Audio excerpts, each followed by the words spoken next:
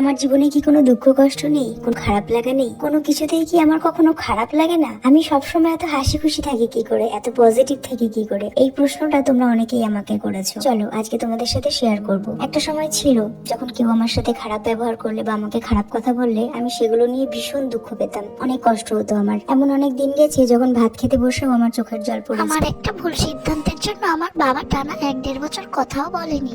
সেই কষ্টটা আমি সারা জীবনেও মুখে বলে প্রকাশ করতে পারবো না। মানুষকে আপন ভেবে, প্রিয় ভেবে, নিজের সবকিছু বিলিয়ে দিয়েও আমি তাদের মন পাইনি। জীবনে এমন অনেক রাত গেছে যখন আমি আমার দু চোখের পাতা এক করিনি। রাত থেকে কখন সকাল হয়ে গেছে আমি টেরই পাইনি। কাঁদতে কাঁদতে আমার চোখ নাক মুখ ফুলে যেত। একটা জিনিস ভালোভাবে রিয়েলাইজ করেছি যে তুমি মানুষের জন্য যাই করো না কেন, যত কিছুই করো না কেন, এমনকি যদি তুমি তোমার প্রাণটাও দিয়ে দাও, তারপরেও তাদের তুমি খুশি করতে পারবে না। সবশেষে তারা এটাই বলবে, কি এমন করেছো, প্রাণটাই তো দিয়েছো। তাই তখন থেকে নিজেকে এটা বুঝিয়েছি যে না, আর না, অনেক কষ্ট পেয়েছি, অনেক দুঃখ পেয়েছি, এবার নিজেকে নিজের করতে হবে, নিজের উঠে দাঁড়াতে হবে। যদি মানুষের কথাতে বা মানুষের ব্যবহারে দুঃখ পেয়ে এরকম পড়ে থাকি, তাহলে আমাকে পড়েই থাকতে হবে। সেই থেকে আমি ঘুরে দাঁড়িয়েছি। এখন আর কারো খারাপ কথায়, খারাপ ব্যবহারে আমার কষ্ট হয় না। তবে হ্যাঁ, যদি নিজের সাথে কোনো অন্যায় হয় তবে অবশ্যই আমি তার প্রতিবাদ করি। আমার যদি কখনো মন খারাপ হয় তখন আমি চেষ্টা করি আমার ভালো লাগার কাজগুলো করার। যেমন আমি ঘর গোছাতে ভালোবাসি, আমি গান শুনতে খুব ভালোবাসি, নাচ করতে ভালোবাসি। এই পছন্দের কাজগুলো আমি সব সময় করি। আগে যেমন দুঃখ পেলে ঘরের এক কোণে মন খারাপ করে বসে থাকতাম, কান্না করতাম,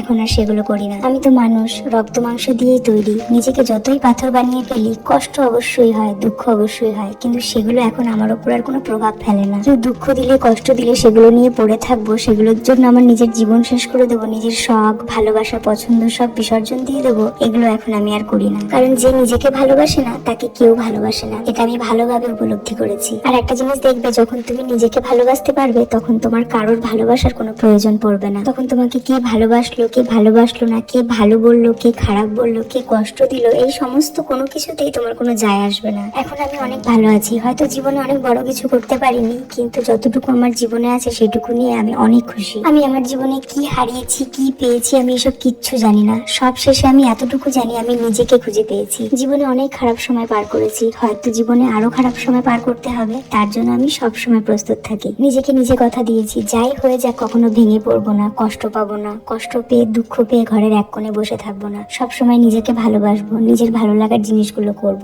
নিজেকে নিজে ভালোবাসবো। ব্যাস এইভাবেই আমার আমিটা তৈরি হয়েছি। আমি এখন সব সময় পজিটিভ থাকতে ভালোবাসি, হাসি খুশি থাকতে ভালোবাসি। কেউ আমাকে ভালো না বাসলে আমার তাতে কিছু যায় আসে না বলে আমি তার খারাপ চাইবো বা তার খারাপ করব, সেগুলো জিনিস আমি আগেও কোনোদিন করিনি আর ভবিষ্যতেও করব না। আমি সবসময় চাই সবাই যেন ভালো থাকে, সবাই যেন সুখে থাকে। আমি আমার মতো বাঁচতে চাই, আমার মতন ভালো থাকতে চাই। যে আমাকে ভালোবাসে সেও যেন ভালো থাকে, আর যে ভালোবাসে না সেও যেন ভালো থাকে। কারণ পুরো পৃথিবীটা তো আমার একার না। তাই যে যেরকম ভাবে ভালো থাকতে চাই সে যেন সেরকম ভাবেই ভালো থাকে। কারণ আমি জানি কেউ খারাপ করলে, ক্ষতি করলে বা কষ্ট দিলে কতটা কষ্ট হয়। আর প্রচন্ড মন খারাপে যারা আমার পাশে ছিল সেই মানুষটা হচ্ছে আমার হাজবেন্ড আর আমার পরিবারের লোকজনেরা। তাই আমি আমার জীবন দিয়ে তাদের আগলে রাখবো।